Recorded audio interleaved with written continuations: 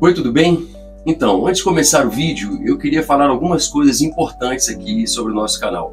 Eu achei legal reforçar isso para ficar bem claro e para vocês conhecerem um pouco mais sobre o meu universo particular. O canal Mil Planos, ele nasceu de uma vontade natural minha de registrar as coisas que eu faço e que eu invento. De certa forma, foi um desdobramento natural dessa vontade que eu sempre tive, meio que de construir a vida com as próprias mãos. Seja fabricando um motorhome, a Combinha, tem vários vídeos aqui no canal para vocês assistirem, ou seja, refletindo sobre as coisas em geral e até mesmo filosofando sobre os caminhos da vida. Por que eu estou falando tudo isso para vocês? Porque eu vou começar a compartilhar aqui no canal tudo que faz parte desse meu universo particular, como eu falei. As coisas que eu fabrico, o meu trabalho, os meus sonhos, as minhas ideias e até mesmo alguns devaneios que eu tenho. Então, se você já é inscrito ou se você chegou por causa do motorhome, da Combinha, seja muito bem-vindo também às minhas viagens internas. Tudo faz parte dessa mesma estrada. Sonhar, planejar, fazer, pensar, sentir, ou seja, vamos viver a vida.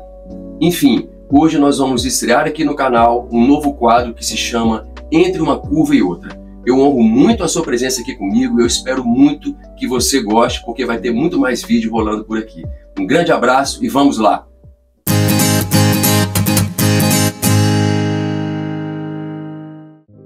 Existe uma ideia sutil, sim, quase até elegante, eu diria, de que a dor em certos momentos da vida pode se tornar uma chave para dar um certo sentido às coisas, até mesmo à própria existência.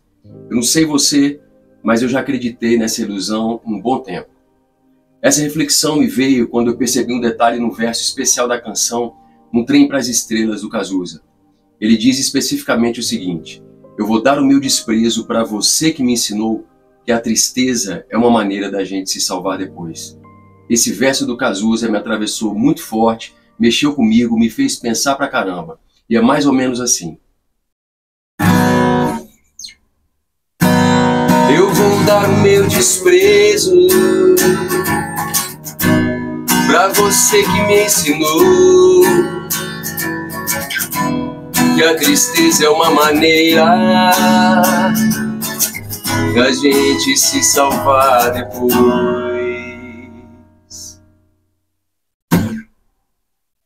Você já deve ter percebido, já faz um bom tempo, talvez até pelo próprio movimento romântico que aconteceu no início do século XVIII, que existe em nós, que permeia a nossa vida, um certo culto à dor.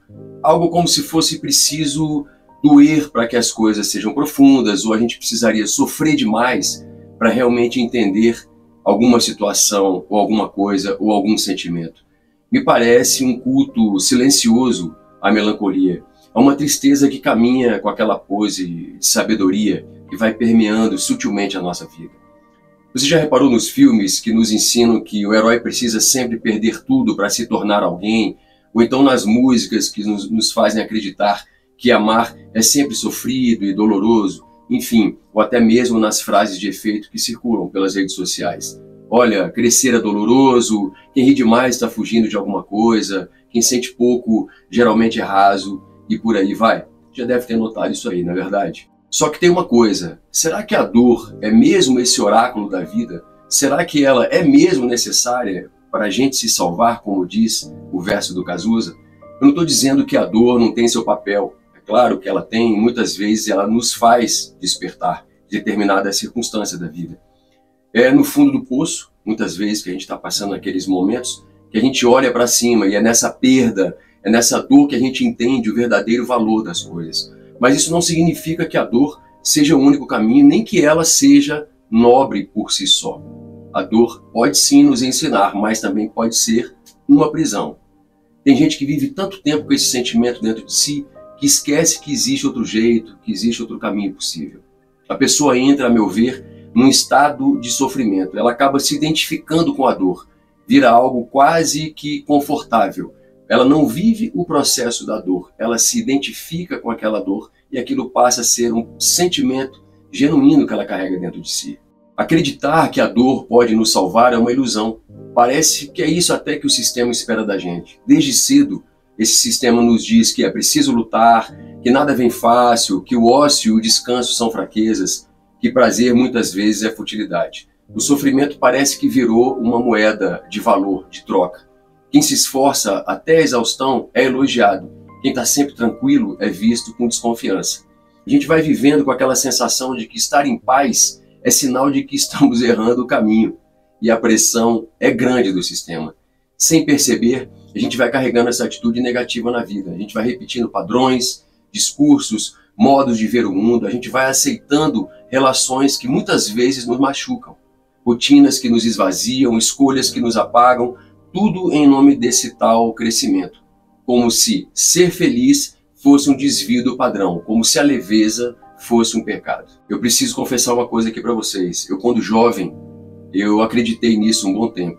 Talvez um pouco pela minha alma de artista que eu tenho, que eu sempre tive, eu estudei música, eu sempre gostei de escrever e de refletir sobre a vida. Então eu achei, durante um determinado período da minha juventude, que flertar, com essa possibilidade da dor iria me trazer ou me mostrar novos caminhos ou caminhos mais interessantes. Mas isso realmente foi uma grande ilusão, porque ao longo da vida eu fui percebendo que isso não estava dando certo. Então hoje eu já estou assim, bem mais liberto desse sentimento, mas eu confesso que ainda a gente tem que trabalhar diariamente para poder alcançar essa libertação e de que compreender que a gente ser feliz, a gente buscar ter uma vida leve, uma vida equilibrada, traz muito mais sentido à vida e resultados muito mais produtivos para a nossa vida, não é verdade?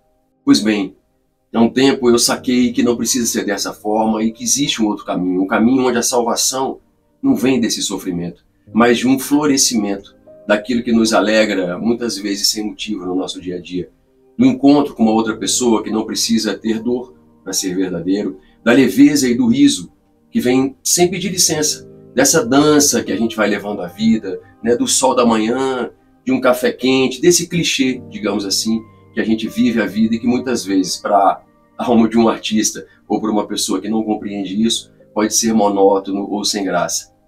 Eu quero dizer que essa arte que não machuca, essa arte que pode permear a vida, e como dizia o grande poeta Ferreira Goulart, a arte serve para quê? Porque a vida só não basta, é um lugar de aprendizado. A alegria mostra para a gente que viver não é um luxo, é uma escolha que é possível. Eu sei que é difícil, às vezes, mas é possível. Como sempre dizia o meu amado avô, o bom humor prolonga a vida. A leveza, ela não é superficial, ela é um ato de coragem, eu diria. Coragem para não se permitir entrar nessa armadilha, nessa onda da tristeza. Coragem para não transformar o sofrimento em uma identidade própria sua. Em função disso, de tudo que eu falei, eu achei por bem reescrever o verso do Cazuza, que é mais ou menos assim. Eu vou dar o meu desprezo para essa ideia de que só a tristeza salva. Eu vou dar o meu desprezo para quem acredita que só doendo é que a gente encontra sentido nas coisas. Vamos tentar seguir sempre com leveza, com beleza, com alegria. Essas coisas não precisam gritar para serem verdadeiras, porque a vida não é só feita de lutas, ela é feita também de respiros, de pausas, de descanso. E aí, era mais ou menos isso que eu tinha para passar para vocês. Essa reflexão sobre esse verso do Cazuza que mexeu muito comigo. Eu queria saber se você já viveu essa crença na sua vida ou se você conhece alguém que vive essa ilusão também. Muitas vezes a gente está rodeado por essas pessoas e não percebe, e a gente acaba se impregnando por elas. Eu queria saber se essa reflexão tocou você de alguma forma aí dentro. Eu gostaria que você comentasse muito, porque o que eu mais gosto aqui é essa troca de experiências e de reflexão. O melhor aqui para mim é saber que a gente está junto nessa batalha da vida. Eu honro muito a sua presença aqui comigo. Um grande beijo a todos vocês e fiquem com Deus e te espero no próximo Entre uma Curva e Outra. Valeu!